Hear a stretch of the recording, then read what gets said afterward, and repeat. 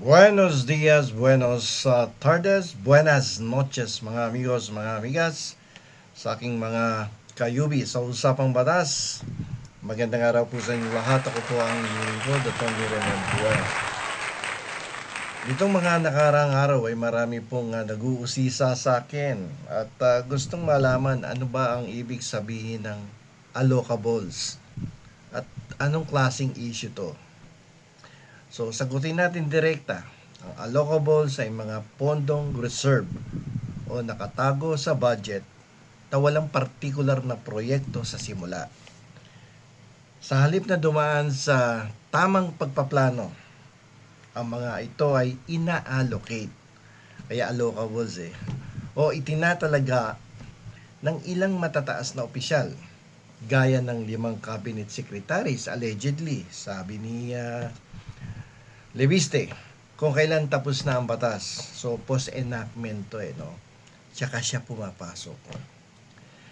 Sabi ni Congressman Leandro Leviste, may mga dokumento mula sa yumaong DPWH Undersecretary na si Catalina Cabral na nagpapatunay na may listahan ng bilyong-bilyong piso na tinatayang nasa 401.3 billion, laki nito, na hinati-hati gamit ang tinatawag na BBM parametric formula. So dun sa listahan na yan, sino yung mga proponents? Sabi ni Leviste, kasama sa listahan ng mga mambabatas at 5 cabinet secretaries. Pinaka-controversial dito, yung allegation na 8.3 billion para sa ES. Siyempre, pag narinig mo ES, Executive Secretary yan. At 30.5 billion para sa dating DPWH Secretary. Sino yan? Diba si Bonoan yung dating Secretary ng DPWH? So, tingnan natin, paano nagkakaroon ng allocables ang Executive Secretary? ES yun. Wala namang talagang isang malaking departamento yan at mga tauhan. Isa lang yung opisina sa loob ng Malacanang. So, paano mangyayari na may allocable siya? Okay, ganito yan. Unahin muna natin yung paliwanag dito bago yung basehan na legal ni Leviste. Ang Executive Secretary bilang gatekeeper, no? Yan ay little president yan. Nag-a-approve yan, no? Sa paglalabas ng pondo mula sa unprogrammed funds. Powerful yan, no? Although hindi siya yung kumbaga magbubuhos ng semento sa isang proyekto, kundi siya ang magsasabi sa DBM, sa Department of Budget and Management. Ganito yan, sasabihin niya, ibigay yung pondo na ito sa DPWH para sa proyektong itinuro ko. Like for instance, sa Region 10, doon mo ilagay yan. Ang ES ang magsisilbing proponent. Habang ang DPWH ang implementing agency. Gets nyo? Siya magtuturo, ang implementing agency, DPWH. Yung allocables niya, mga nasa 30 billion or 8 billion, whatever, di ba? So, mache-check mo yan doon sa paper trail para mapatunayan kung ang mga aligasyon sa Cabral files ay totoo. So, kailangan sundan mo yung daloy ng pera. Yung pondo kasi sinasama bilang lump sum yan sa ilalim ng unprogrammed funds. Yung unprogrammed funds, diniscuss na natin na maraming beses dito sa aking channel. Yan yung standby funds, no? Di ba? At ngayon, pagkatapos ng budget, gagamitin yung Cabral list para ituro yung mga proyekto. Yung Cabral list, ando doon, nakasulat kung saan gagamitin yung pera para sa mga particular projects. So, pag doon, ang mangyayari dyan, yung DBM, maglalabas ng SARO yan. Dito makikita kung ang proponent ay ang Executive Secretary o ang Cabinet Secretary. Ito na yung magsisilbing smoking gun. Yung SARO, ibig sabihin nun, Special Allotment Release Order yan. So, pwedeng iutos siya ni ES. So, yung actual naman na paglabas ng pera para bayaran yung contractor, ang tawag doon NCA. So, yan ang dapat bantayan, yung SARO tsaka yung NCA, yung cash allotment. Itong sistema nito ay may mabigat na pananagutang legal batay sa, kung natatandaan nyo, dinisikas ko na din yung Belgica versus Ochoa. Ito po yung tungkol sa anti-pork barrel. Dito sinasabi na labag sa konstitusyon ang pagpili ng proyekto pagkatapos maipasa ang budget. Ang allocables ay isang uri ng executive pork barrel. Basically, the same yan. Walang pinag-iba yan. Pinalitan lang yung termino. Okay? So, kapag ang executive secretary ang magdidesisyon kung saang distrito mapupunta ang pondo, ang resulta niya siyempre, inaagaw nila ng mga secretaries, mga cabinet secretaries, inaagaw nila ang kapangyarihan ng Kongreso na mag-budget. Kasi nakikialam dito dali niyan, dito gawin, bla bla bla. Ganitong amount, dyan ang allocation. Siya yung nagtuturo nagdidikta, di ba? Kung magkano budget.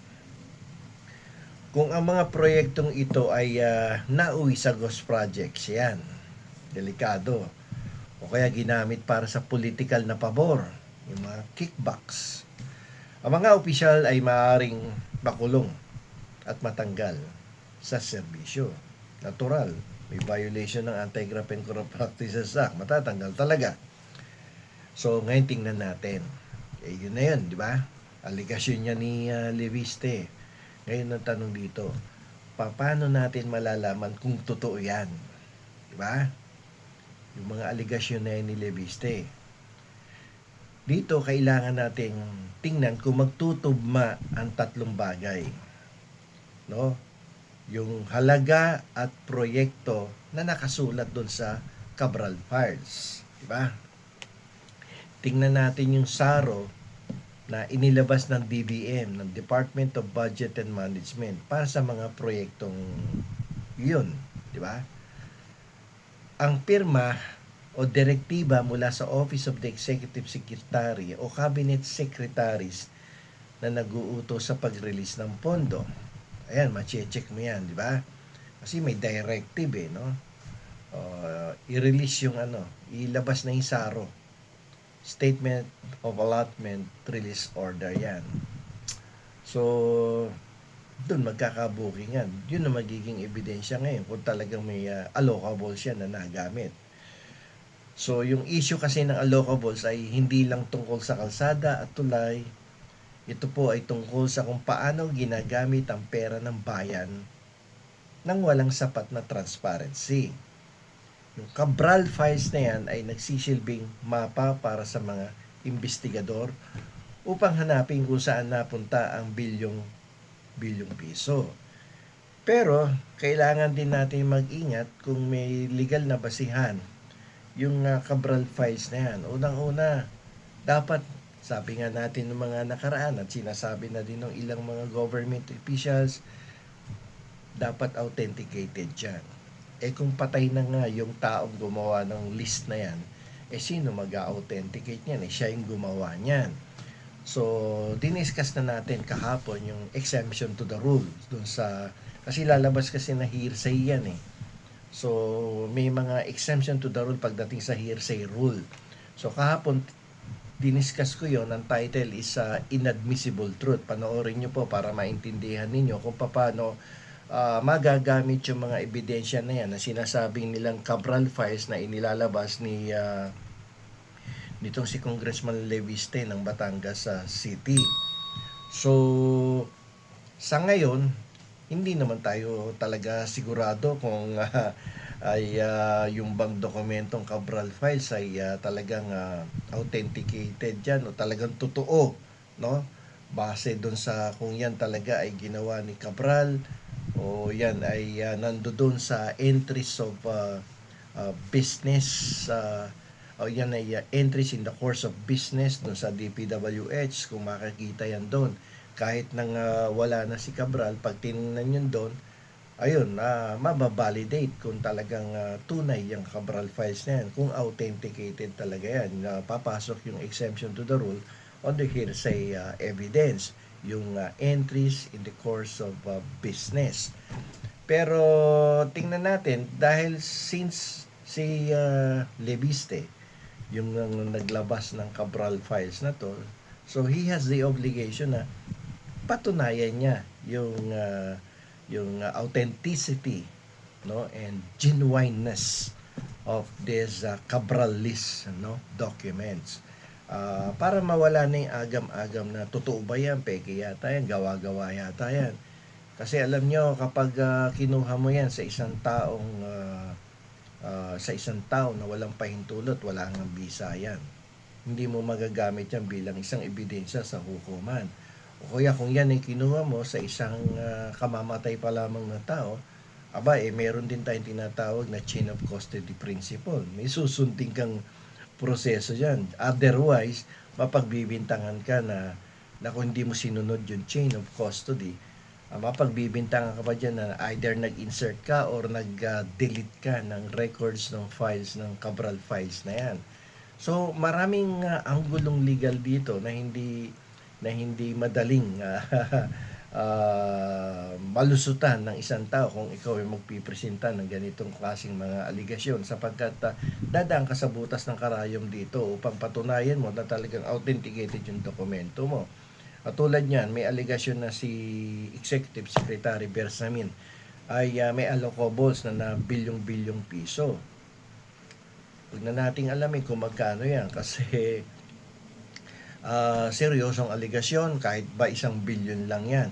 Imagine a former Chief Justice of the Supreme Court, alam na alam niya ang procedure sa gobyerno, lalo na sa Office of the President.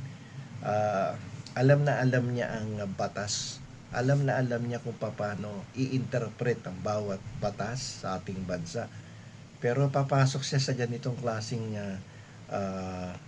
sistema na mapapahamak siya dahil traceable yan eh. Pag sinabi mo may allocables ka, ang check mo kagad yan, kung naiintindihan mo yan, checkin mo, may lumabas bang SARO? Diba? Yung release order ng allocation na yan, may lumabas ba?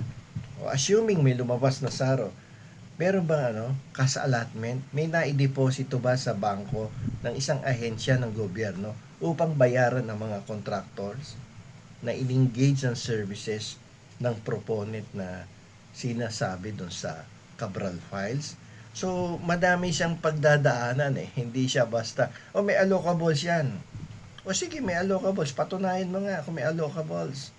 Tingnan mo nga kung lumabas yung SARO. Tingnan mo nga kung may ibinabang NCA, yung cash allotment. Pag wala yung dalawa na patay ka na. Nagsisinungaling ka. So ngayon, ang dapat gawin dyan, may hawak kang Cabral files, ilabas mo. And then together with the Cabral files, also present the SARO, present the NCA, the cash allotment, no, na ibinaba doon sa bangko upang bayaran yung mga contractors. Ganun dapat, no? Hindi yung dakdakan ng dakdak, installment, para kang Bombay, hulugan ang pagpapakita mo at pagsasalita mo ng mga akusasyon laban dito sa allocables ng mga mambabatas at allocables ng mga department secretaries, including the former executive secretary na si Bersamin. Ako may duda ko na may allocables yung Bersamin eh. Kasi if I were the former Chief Justice, hindi ko gagawin yun. Kasi traceable, may paper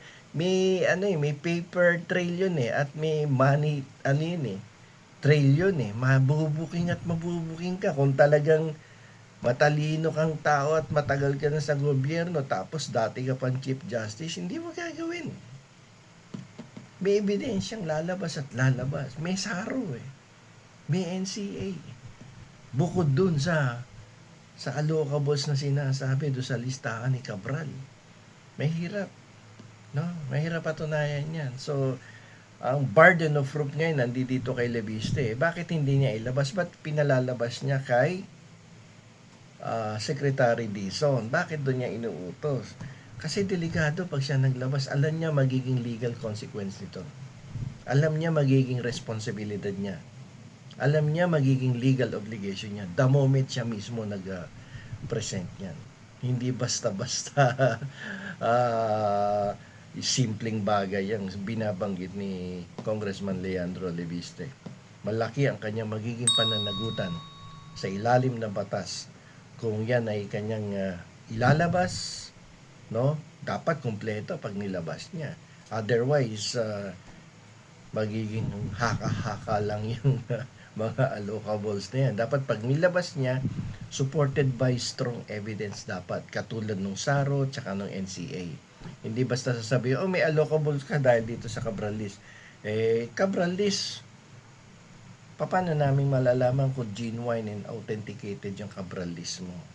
Diba? Ganun lang kasimple.